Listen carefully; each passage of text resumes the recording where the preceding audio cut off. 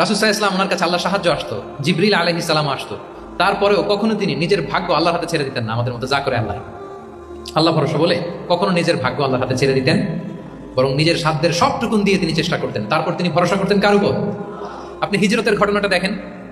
আল্লাহ যেদিন বললেন যে আজ রাতেই তুমি আর আবু বকর হিজরত করো, রাসূল সাল্লাল্লাহু আলাইহি ওয়াসাল্লাম ওই দিন দুপুরবেলা আবু বকর রাদিয়াল্লাহু তাআলা আনহুর ঘরে গেলেন। তিনি কখনো দুপুরবেলা বেরোন না, তিনি কখনো মাস্ক পরে বেরোতেন না। সেদিন তিনি মাস্ক পরে বেরোলেন, খারাজা মুতাকান্নিয়ান, মুখ ঢেকে বেরোলেন।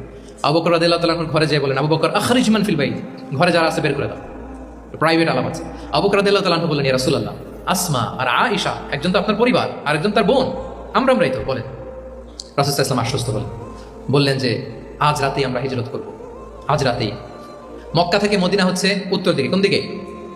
আপার নর্থ। তিনি মক্কা থেকে মদিনা হিজরত করবেন উত্তরে, কিন্তু তিনি বের হলেন দক্ষিণ দিক দিয়ে, শত্রুর চোখে ধুলি দেওয়ার জন্য। দেখেন, দিনের বেলা বেরোলেন না, রাতে বেরোলেন। দেখেন, একটার পর একটা প্রিকশন। দুপুরে বেরোলেন, চেহারা ঢেকে বেরোলেন, প্রাইভেসি মেনটেন করলেন। ডেস্টিনেশন এদিকে, বের হলেন এই দিক দিয়ে, সবার চোখের অন্তরালে তিনি বের হলেন। এবং তিনি আবু বকর রাদিয়াল্লাহু তাআলা আনহুকে বললেন, সবাই যেই পথে মদিনা যায় আমরা কিন্তু ওই পথে যাব না, ক্যারাভানগুলো যেই পথে যায় ওই পথে না, সাওয়াহিলি একটা আনইউজুয়াল রুট ধরে আমরা যাব, সাগরের পার ঘেঁষে ঘেঁষে, যাতে ওরা বুঝতে না পারে। এই জন্য আবু বকর রাদিয়াল্লাহু তাআলা আনহু একজনকে ভাড়া করলেন, আব্দুল্লাহ ইবনে উরাইকেত নামে, যে আনইউজুয়াল রাউটটা চিনে, যে সাগরের পাশ ঘেঁষে চলে যাওয়া পথ দিয়ে মক্কা থেকে রাসূল সাল্লাল্লাহু আলাইহি ওয়াসাল্লামকে মদিনায় পৌঁছায়। 2টা উট তিনি 2 মাস ধরে এটাকে নার্চারিং করে রাখলেন। 3 দিন আবু বকর রাদিয়াল্লাহু তাআলা আনহু এবং রাসূল সাল্লাল্লাহু আলাইহি ওয়াসাল্লাম গারে সাউরে অবস্থান করলেন 3 দিন, যাতে করে বুঝতে পারেন যে মক্কায় তাদের ব্যাপারে কি বলা হয়। এবং আবু বকর রাদিয়াল্লাহু তাআলা আনহুর ছোট্ট ছেলে আব্দুল্লাহকে অ্যাসাইন করা হলো যে, আব্দুল্লাহ, তুমি তো ছোট মানুষ, তুমি প্রতিদিন মক্কার বাজারে যেয়ে শুনবা যে আমাদের ব্যাপারে কুরাইশরা কি বলে, নিশ্চয়ই তারা তন্ন তন্ন হয়ে আমাদেরকে খুঁজবে, না পেয়ে ওরা কি কি পলিসি নেয় এটা এসে আমাদেরকে জানাবো। সুবহানাল্লাহ। ছোট্ট আব্দুল্লাহ মক্কার বাজারে কে কি বলে শুনে, গোয়েন্দার মতো করে, স্পাইয়ের মতো করে সে তথ্যগুলো নিয়ে, খাবার নিয়ে গারে সাউরে প্রতিদিন ইনফরমেশন পাস করে আসতো, আবার খাবার দিয়ে আসতো।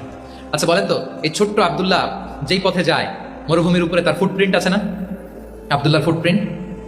তো কুরাইশরা তো তন্ন তন্ন হয়ে রাসূল সাল্লাল্লাহু আলাইহি ওয়াসাল্লামকে খুঁজতেছে, ডানে বায়ে সামনে পেছনে সব জায়গায়।